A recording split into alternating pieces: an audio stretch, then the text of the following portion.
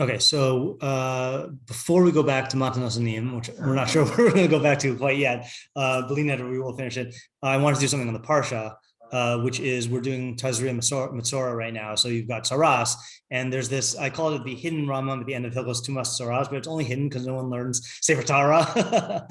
Okay, and this is one that I feel like is easy to miss, but is very, very important because it's about Lashon Hara. So this is in Tumas Tzaraas, Perik Tes Zayin, halacha Yud. Okay, so he says, Hatzaraas hu shem, which, by the way, it's funny he defines Tzaras all the way at the end of the parak, right? Because Tumas, you would think he would put that at the very beginning.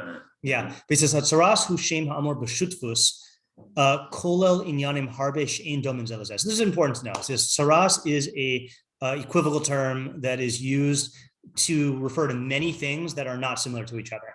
Okay. So he says, so now we'll give examples.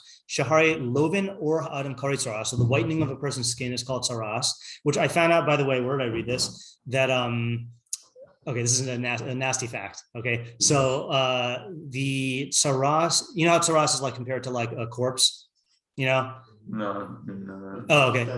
Yeah, like dead skin. Yeah. So apparently a fetus, or not a fetus, a stillborn fetus, the skin peels off in layers. And like that is apparently like what the tzaras like looks like.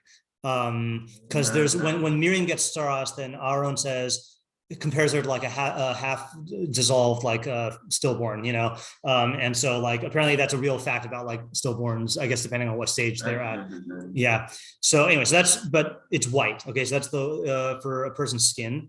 Unefilas mixas se'ar harosh o hazaken kari tzaras, and then the falling out of the hair of some of the head or the beard is called tzaras. I always get my tzaras terms mixed up. Like, do you know which one that is? I guess, yeah, I'm not sure. Yeah, no, but it's not mikra though, you know, but yeah.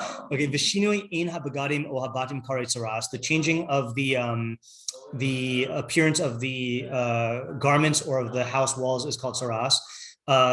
So that it seems like the current theory, no one knows what the actual skin condition was. Like they know it's not leprosy, and the Rambam is going to say that it's not a natural thing at all. But it seems like the one on the walls and on the garments was like a type of fungus, according to academics.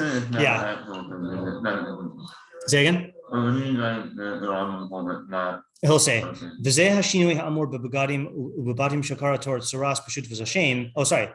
No, so that's just on the, he says that change that was said in the appearance of the houses and the clothing and the houses that Torah calls tzaras, equivocally, it's not a minhag olam, it's not a natural thing.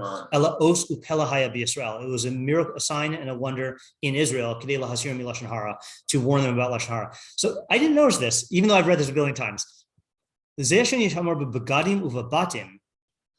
imply that only the the bodily ones he's not excluding from minhag olam, right.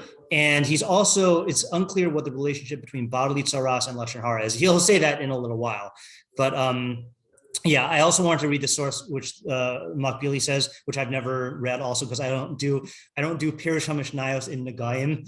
Okay, but in Nega'im, the Rambam there says, this is in Nega'im 12:5.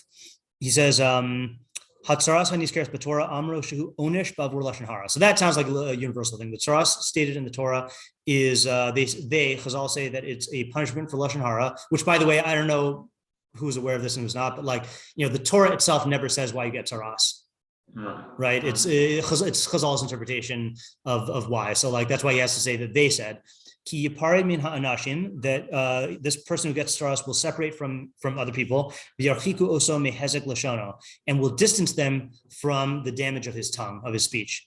So it sounds like he's saying that the reason why the guy who speaks lashon hara gets tzaras is to protect other people, right, from this guy's lashon hara, which is interesting. V'yaschilu beveso, it begins in his house. V'im chazar bo, and if he does tshuva, mutav, good. V'im lo, yavo b'mitzaos, and if he doesn't do tshuva, then it will spread to his furnishings. V'hu amru b'chol malechas, or and as it says, in all leather work. Chazar bo, if he does tshuva, mutav, good. V'im lav, and if not, yavo b'beged, it'll go into his clothing. V'im lo chazar bo, adayin yavo legufo, and if it still he doesn't do tshuva, then it will go into his body, or basara, and in the flesh of his skin. V'zehu al derech amusar v'hatochacha, and this is by way of discipline and rebuke. Halo tira shehem devarim bilti tivim. So now he's saying that all of tzaras is not natural. They're not natural. Ve'inan chalaim tivim. They're not natural illnesses. B'shum panim in any way. Lefisha habagadim habatim hem chomer domim. Houses and garments are inorganic matter. Shelo yikra behen tzaras. That tzaras cannot happen with. Ela b'kriyas Torah al hadimion asher zacharnu. Except by way of the Torah's the Torah calling it that based on similarity, like we mentioned. Adam tira shiyasim hanitkim tzaras v'hu chuli hanikra chuli hashual v'tayar tzaras kasher hafach kula lovan v'hu tachlis hatzaras v'hayoser gedola v'hayoser chazaka v'amnam him inyanim hatorim. So he says that the afflictions of a person, you'll see that it makes the nitkim, like a nesek, which is like tzaras, it makes that into a tzaras. And this is a sickness that is called chuli hashual. So it sounds like the Rambam is saying that type of tzaras is a natural illness. The tahir hatzaras kasher hafach kula lavan, and the tzaras becomes pure when it's entirely white. Hu tachlis hatzaras, and that's the utmost extent of tzaras. Vayoser gedola, vayoser chazaka, and that's the strongest level. V'amnam him inyanim torim. It's halachic things, it's Torah things. So lefi mashli zacharnu l'zeh hashor nikra rasha. Okay, fine. All right, so let's read the Rambam's full treatment now, but that's there. So he's going to expand on it, what he just said, but this is now in the Mishnah Torah. Okay, so he says, Shamasavar b'Lashon Hara. So guy who's speaking Lashon Hara, Mishtanos kiros beso, the walls of his house change. Im chazar bo, if he did teshuva yitara bias, then the house will be pure. V'im amad b'resho, if he persists in his wickedness, achu hutatza bias, until his house is destroyed, meaning because they have to like knock it down. Mishtanin klei ha'or shebeveso shu yoshev v'shochav aleim. So then his leather, I like these chairs, like his leather, I don't know if it's leather, but I don't think so. His leather seats and chairs and beds will change. Im chazer bo, if he does tshuva yitaru, then they'll become pure, or they purify them. V'im amad b'risho ad yisrafu, if he remains in his wickedness until they're burned, mishtanin habaganim shalav, then his clothing begin to change. Im chazer bo yitaru, if he does tshuva, then they become tahor. V'im amad b'risho ad shisarfu, and if he stands in his wickedness until they are burned, mishtane oro v'tzarea, then his skin changes and he becomes a metzora. V'yihi muvdal u'mefursam levado, then he will become separated out and publicly known alone. Ad shalois asik b'sichas r'shaim, to the point where he does not involve himself in the chatter of the wicked. Shehi haletzus v'lashon hara, which is mockery and lashon hara. Okay, so this makes it sound like it's also for him, that you got to put him in timeout until he stops speaking this way about other people. Okay, so there's that. Okay, then he goes on, and this is like the very interesting. Not yet. Regarding this, the Torah warns and says, "Hishamar b'nega hatzaraas, guard yourself against the tzaras affliction. Zachor is asher asa Hashem elokecha leMiriam b'derech. Remember what Hashem did to Miriam on the way." And I think the Ramban holds that one or both of these is actually a mitzvah d'oraisa.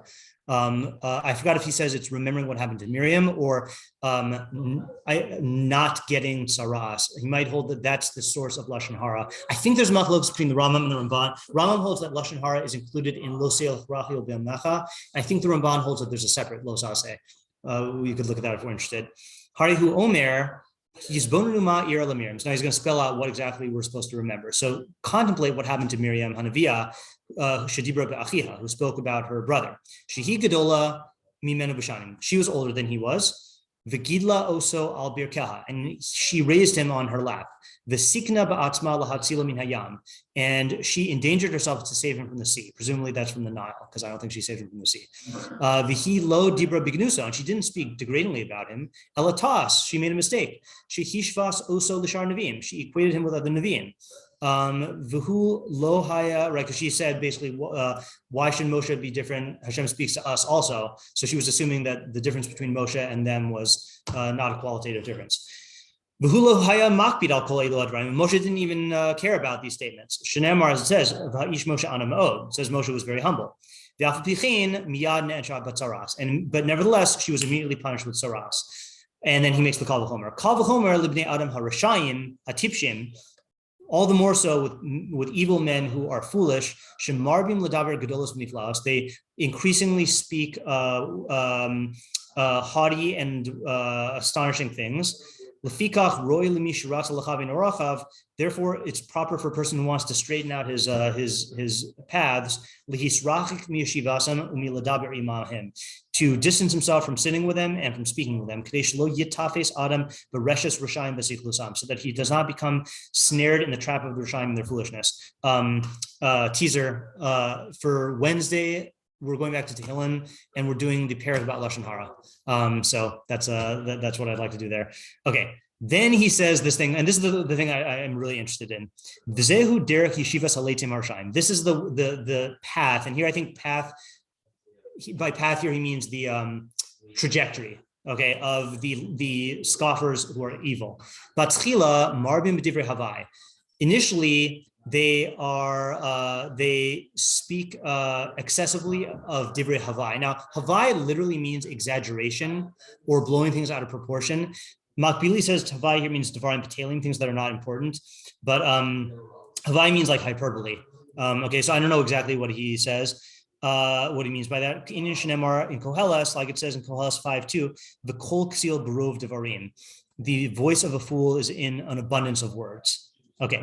So that's stage one. Okay, they just engage in divrei havai, whatever that means. And through that, they come to speak degradingly about tzaddikim. Okay, that's step two. As it says, Te'alamna sifsei shakir hadovros al tzaddik atak. May, I don't know if this is like a pun on the word widow. May the lips of falsehood that speak about degradingly about the tzaddik be widowed, like almana. I don't know. I assume that means something bad happening to them. Okay. And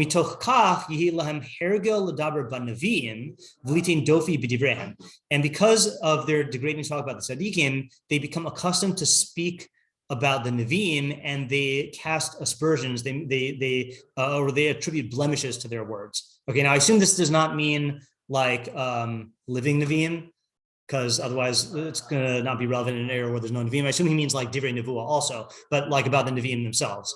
And Koshkein, I would say about the Chachamim. I mean, if you're saying Tzaddikim and Nevi'im, it's certainly about the Chachamim. Kinyan Shenemar, as it says, now this is talking about the actual Nevi'im. V'yihu mal'ivim b'malache ha'elohim ha'elokim ubozim b'dvarav u'mutatim b'nevi'av. That is from Divrei Hayamim, that they insulted the messengers of God, that is the Nevi'im.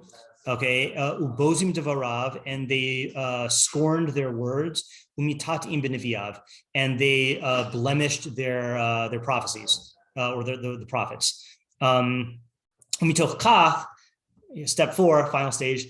Mitoch kach ba'in l'daber be'elokim v'kofri be'eker. Then they start speaking badly about God and they deny God's existence. Okay, She'inin shenemar, as it says, vayichapu'ud b'nei Yisrael devarim asher lokein al Hashem elokehem. So Vaychapu is a hard word to translate. Makbili translates it as Amru Baseser. Dvarim She'enim Ru'im means that they secretly talked about things that are not proper about Hashem. I've also seen Mefarshim say it means to like project things or ascribe things to God that are not proper. Okay, so that's the derech of the Lasim. So they start just engaging in excessive, hyperbolic speech. Then they speak degradingly about tzaddikim. Then they make invalidating statements about nevi'im, and then they are kofar be'eker. Okay, so I want to understand that progression if possible.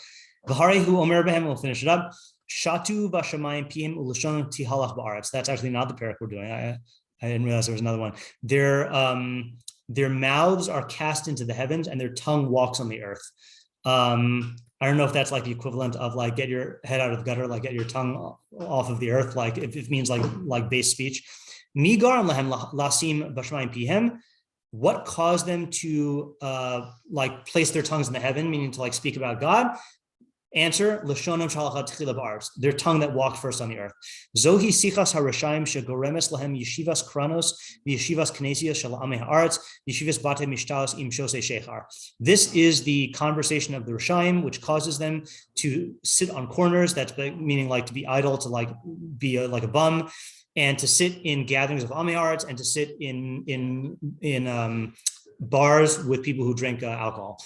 Yeah. Okay, so that's the Rambam's whole discourse at the end of Hilchos Tumas Tzaraas. Okay, so the question is, okay, so I did not have any recollection of this, but Chaim said that he had requested to go over the halachas of Lashon Hara. in the Rambam. I was going to be doing that in my women's shiur on Friday. If we're interested in doing that, it's one parak in Hilchos Deos, which we can do that.